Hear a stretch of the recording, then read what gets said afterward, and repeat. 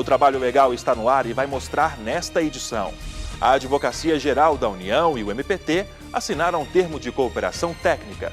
Os órgãos vão trocar informações para fortalecer uma política de prevenção de acidentes no meio ambiente de trabalho. Saiba o que fazer para não ter problemas com a declaração do imposto de renda. O contribuinte tem até o dia 29 de abril para acertar as contas com o Leão. E mais, tudo sobre o trabalho de um técnico em radiologia.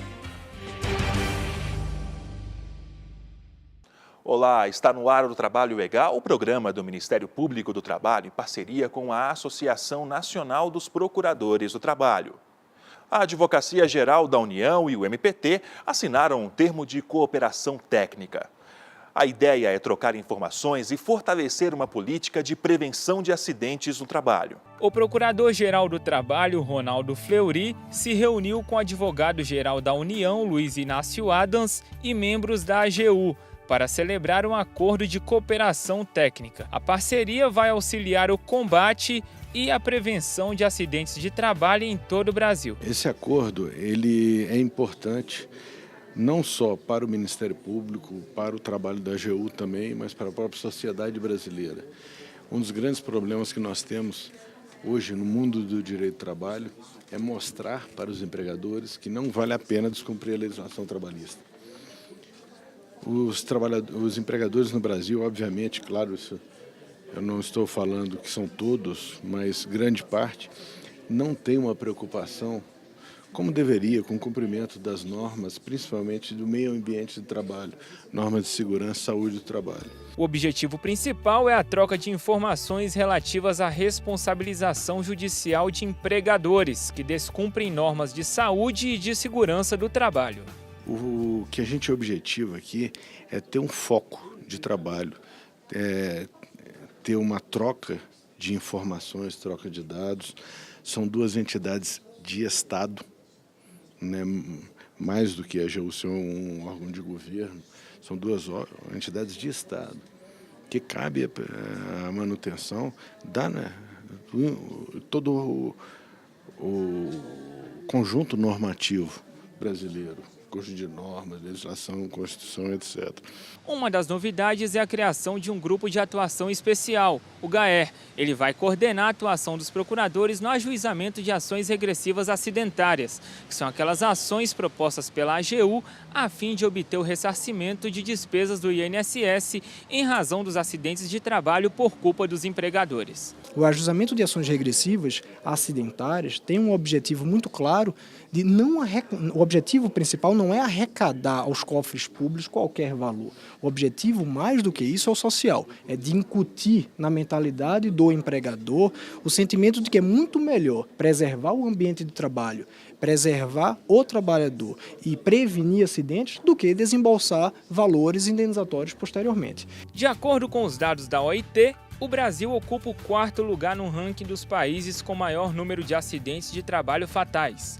O pagamento dos benefícios previdenciários e acidentários para os segurados e dependentes consome 90% dos recursos do INSS. Só em 2014, a Previdência Social registrou mais de 700 mil acidentes no ambiente de trabalho no país.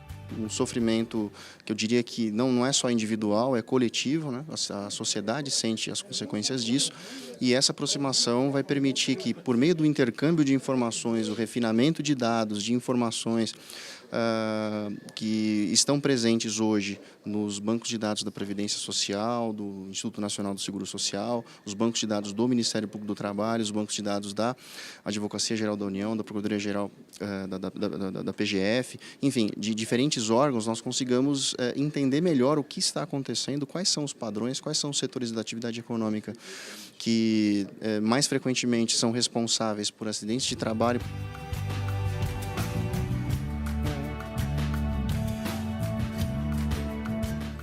O Trabalho Legal abre agora espaço para tirar suas dúvidas. Você pergunta e o MPT responde.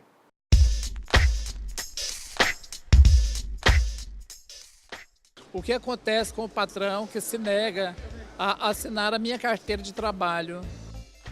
Ele pode ser multado porque é uma infração administrativa. Ele pode sofrer a punição pelo Ministério Público, se ele pratica isso com relação a vários trabalhadores. Ele pode vir a ser condenado pela Justiça do Trabalho e existem entendimentos nesse sentido, embora daí não seja completamente pacífico, que ele pratica inclusive um crime e pode ser condenado criminalmente. Eu gostaria de saber para que servem as normas regulamentadoras. As normas regulamentadoras são expedidas pelo Ministério do Trabalho e elas detalham aspectos da CLT, questões relacionadas à saúde e segurança do trabalhador. Gostaria de saber qual o papel do MPT.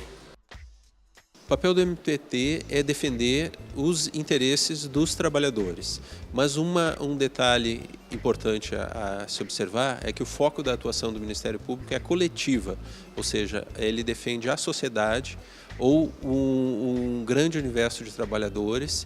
Ele não é um advogado, ele não é a defensoria, então ele atua em favor de todos os funcionários, por exemplo, de uma empresa ou de os funcionários, os trabalhadores de uma categoria profissional ou até mais.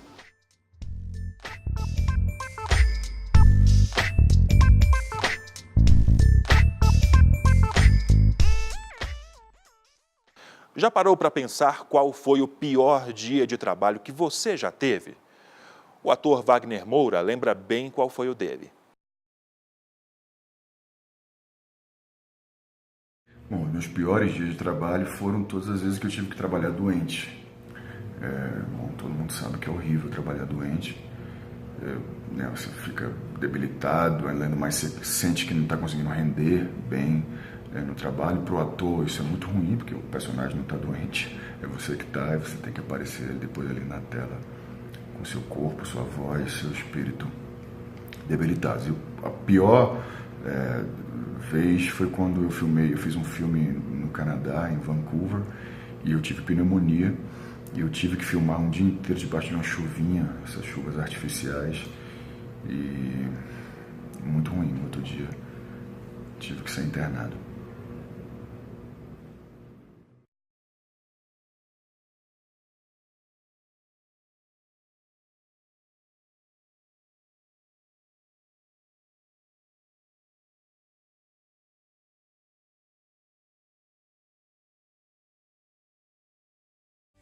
O Trabalho Legal faz uma pausa agora, mas vai mostrar depois do intervalo. O contribuinte tem até o dia 29 de abril para fazer o imposto de renda.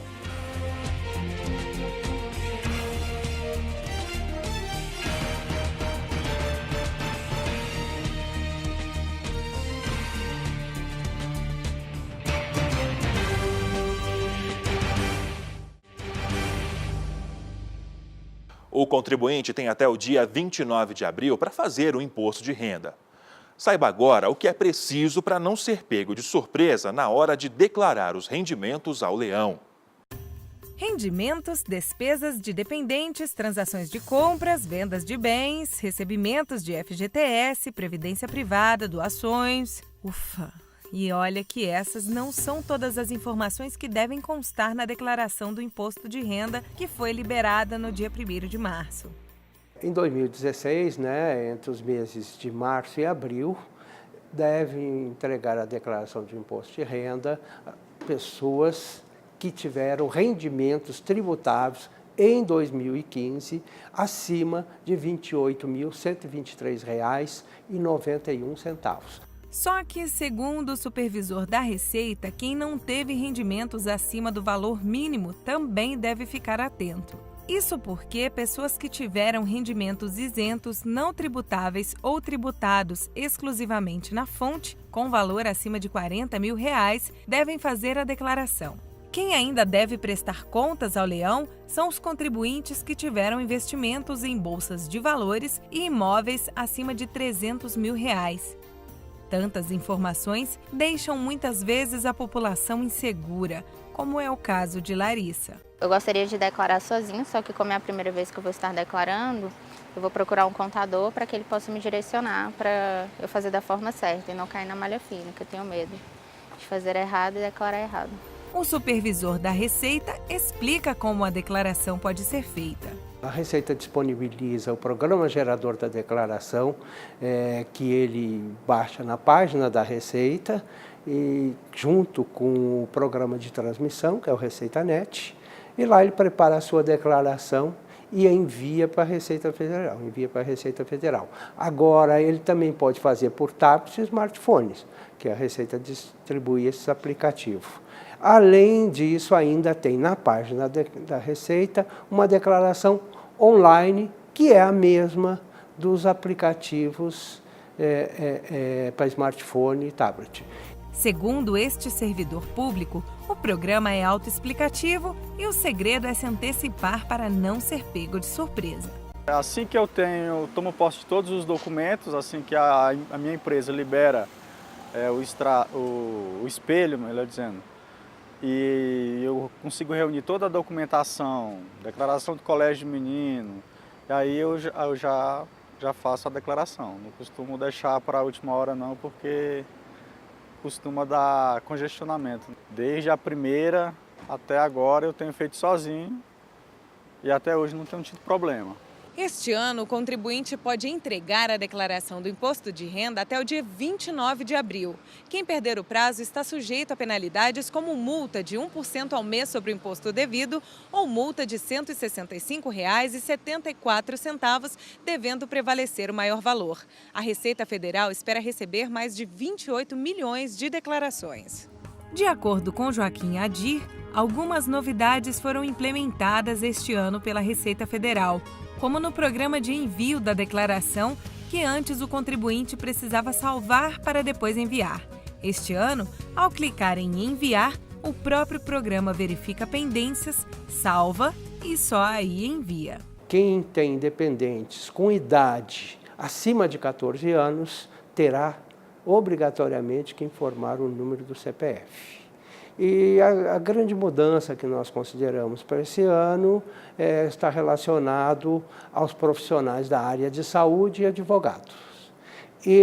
A partir desse ano, terão que informar os rendimentos recebidos dos seus clientes ou pacientes pelo número do CPF e valor.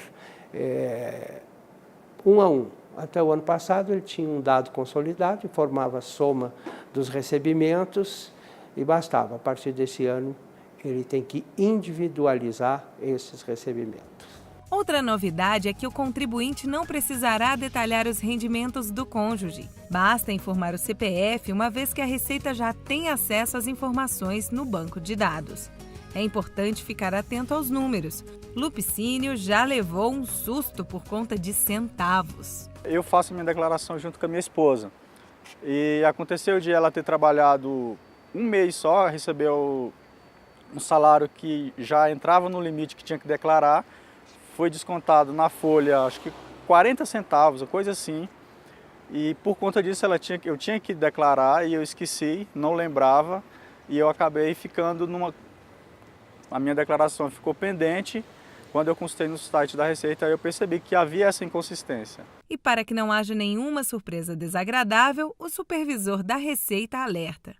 Nesse momento, as pessoas, especialmente que têm restituição, querem receber o quanto antes, se preocupam mais em entregar a declaração correta. Essa declaração, para que ela seja correta, ele tem que verificar se ele tem toda a documentação antes de começar a fazer a declaração, não deixar para a última hora, porque as dúvidas e a falta de documento ocorrem na hora que ele vai preparar a declaração, e verificar se ele não esqueceu. É muito comum as pessoas esquecerem de uma segunda fonte, como um aluguel, como uma palestra que deu, uma aula. Então, ele precisa sempre informar todos os seus rendimentos e também os rendimentos de dependentes.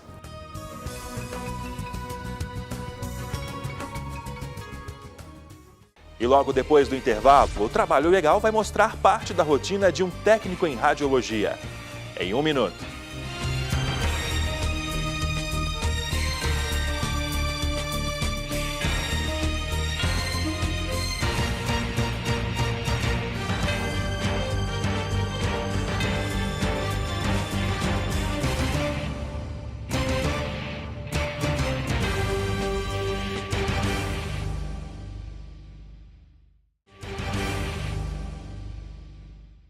Tirar raio-x e operar equipamentos de diagnóstico por imagem são apenas algumas das funções diárias de um técnico em radiologia. Acompanhe agora um pouco mais da rotina desse profissional. Neste quadro do meu trabalho, vamos apresentar o raio-x de mais uma profissão. Ou melhor, vamos apresentar o profissional responsável por fazer o raio-x dos pacientes, o técnico em radiologia. E quem vai nos apresentar a profissão de hoje é o Francisco Bianchi. Francisco, o técnico em radiologia faz bem mais que tirar só radiografia, não é? Faz, muito mais, né? O técnico de radiologia ele tem que saber conduzir os exames e também, além disso, ele tem que saber o porquê da realização do exame. Ele tem que saber o que trouxe ele aqui a realizar o exame. Mas antes de tudo, tira uma dúvida aqui da gente, do público também de casa. É técnico em radiologia ou tecnólogo em radiologia? Os dois. O técnico em radiologia ele não tem o curso superior e o tecnólogo ele tem um curso superior de curta duração, que é de aproximadamente 3 anos. Então a gente pode acompanhar agora o seu trabalho de perto? Vamos lá, sejam bem-vindos. E o que temos aqui? Aqui temos uma sala de comando de tomografia computadorizada. Aqui temos um paciente que realizou um exame de abdômen. São várias imagens, né? E o que pode ser visto aí? Está tudo certo com o paciente?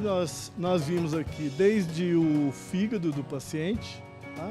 O fígado, o baço, a coluna, as vértebras. O maquinário desse profissional hoje é bastante avançado, né? Esse equipamento é um equipamento de última geração.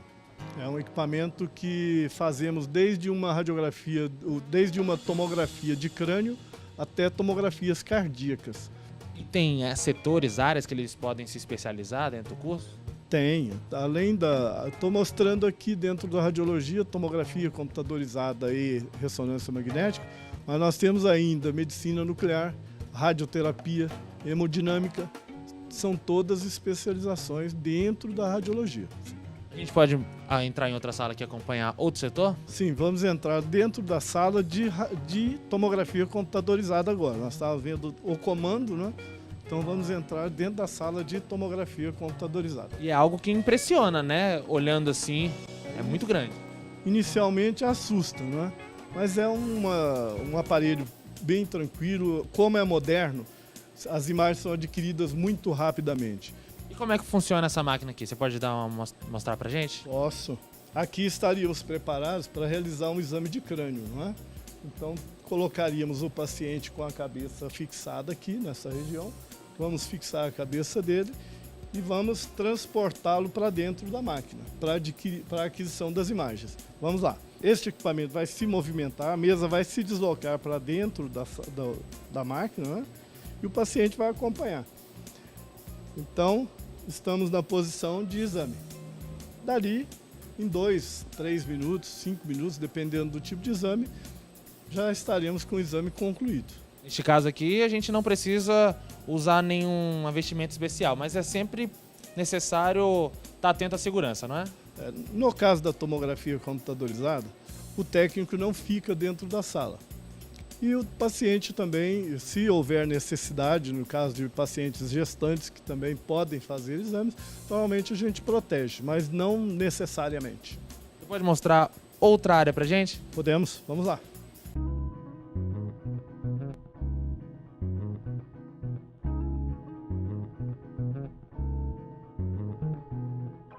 E qual é esse setor?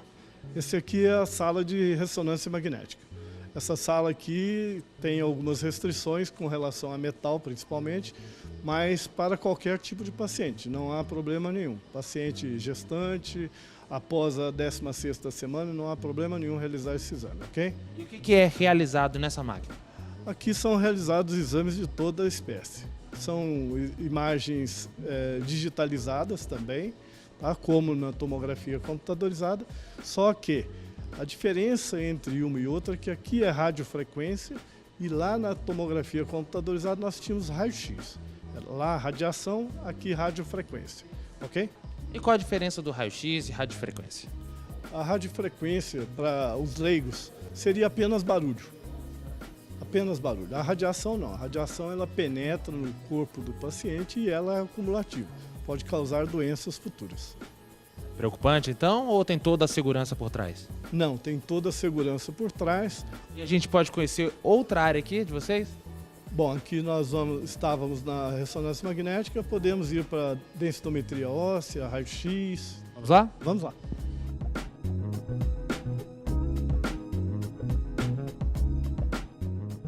Chegamos num outro setor, não é? Certo, agora estamos dentro de uma sala de raio-x, né? E vamos apresentar a nossa colega Vera Lúcia, que ela entende dessa área como ninguém. Vera, e quais são os exames que podem ser feitos aqui? São realizados nessa sala os exames de raio-x do corpo inteiro, qualquer tipo de exame de raio-x. São realizados da seguinte forma. Na mesa, com os exames com o paciente deitado ou o paciente sentado na extremidade, e os exames são realizados em pé, como, por exemplo, tórax, seios da face. Toda a sala ela é protegida, né, para poder não vazar radiação para fora e proteger quem está lá fora. E nessa parede aqui, ela tem uma proteção também para o profissional que vai disparar o raio. Fica aqui atrás, né? Isso, aqui atrás. Vejo o paciente pelo vidro, que também é plumbífero, né, que tem chumbo também. Aqui é a mesa de comando, onde eu vou colocar os regimes que são os parâmetros para poder realizar cada tipo de exame. Porque varia de densidade de uma extremidade pequena para uma maior, ou mais fina ou mais grossa. Por exemplo, um dedinho com um número, por exemplo, que é o braço. Que comanda tudo isso? Tudo isso. Visualizo o paciente, porque ele tem que estar imóvel no momento do exame, e dou os comandos verbais para ele. Agora, a gente está aqui, a gente consegue ver que o Francisco já está com uma roupa. O que é essa roupa que ele está usando? Essa é uma vestimenta plumbífera, que ela tem a função de proteger, de reduzir o máximo possível a radiação da ampola para o paciente, ou para o acompanhante, ou para quem precisar conter o paciente nesse momento. Então, no caso, quem usa essa roupa é o paciente, né, Francisco? É o paciente ou o acompanhante. Aqui um protetor de tireoide. Agora sim. E aqui o corpo todo. Os braços, as extremidades, não há necessidade de proteger inicialmente. Quem não tiver essa vestimenta tem que ficar do lado de fora. Tem que ficar do lado de fora, não pode ficar dentro da sala, apenas o paciente. O paciente também poderá utilizar esse aparato, desde que ela esteja grávida ou o paciente já tenha algum comprometimento ósseo. No caso de uma leucopenia ou uma osteoporose, é bom sempre proteger o paciente. Agora, falando de um assunto importante, já que eu estou com vocês dois aqui, o que representa para vocês trabalhar em uma profissão que é regulamentada por lei? Como eu sou mais velho, na época que eu comecei não era regulamentada ainda. Então foi uma tentativa de uma profissão que poderia ser a melhor para mim. Como eu já trabalhava na área de radiologia, foi uma opção para progredir dentro dela. Após 1985, quando a profissão foi regulamentada, aí então vieram-se os benefícios, né? Aposentadoria com 25 anos, salário de acordo com a profissão, que foi regulamentado um teto salarial, e também a insalubridade, periculosidade, que foram benefícios adquiridos após essa mudança, após a regulamentação desta profissão. E Vera, você é professora também, não é? No curso. E isso é importante também para você, para os alunos? É muito importante porque regulamentar significa uma qualidade melhor na sua área, né? Você tem a quem recorrer em caso de alguns problemas, piso salarial, férias, benefícios, que vêm todos agregados junto com a regulamentação. E outra coisa, vocês recebem algum adicional por trabalhar nessa área? Recebemos a insalubridade, 40% em cima do piso salarial. Isso ajuda a atrair mais profissionais para a área também, ser regulamentada por lei? Ajuda, porque agrega um valor bem significativo em cima do valor do salário. Então eu vou pedir só para o Francisco tirar a vestimenta para a gente poder conhecer outra área, não é? Isso, aqui nesse setor a gente tem ainda a densitometria óssea e a mamografia também. Vamos lá?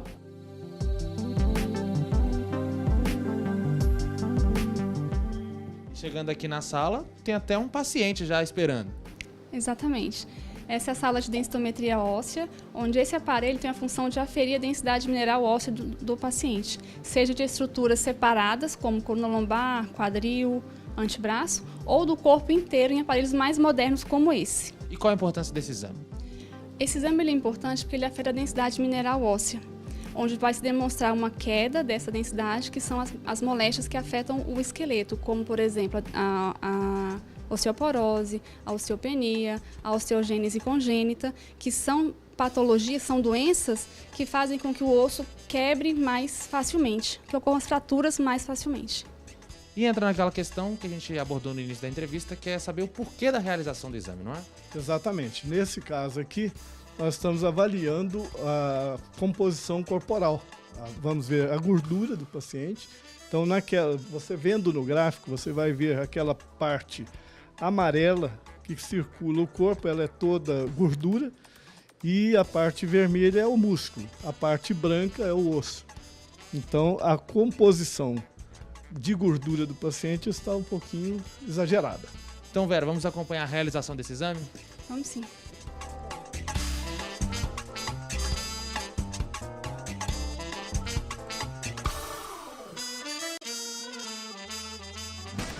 E o que você achou do trabalho da técnica em radiologia? Bem tranquilo e bem simples a realização do exame. Vera, o que representa para você o reconhecimento do paciente? É uma satisfação saber que a nossa profissão ela vai agregar e vai auxiliar no diagnóstico do paciente, né? Então é muito satisfatório.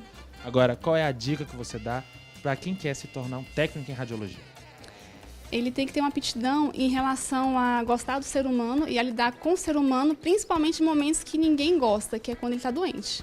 Então você tem que gostar de pessoas e tem que gostar de pessoas que estejam precisando de nós. E você, Bianchi, qual é a dica que você dá para quem quer seguir a sua carreira? Ter boa vontade. Inicialmente, boa vontade. E ter também, como disse a Vera, aptidão, ter vontade de ajudar o próximo, de um modo geral. O quadro Meu Trabalho com Técnico em Radiologia fica por aqui e voltamos ao estúdio.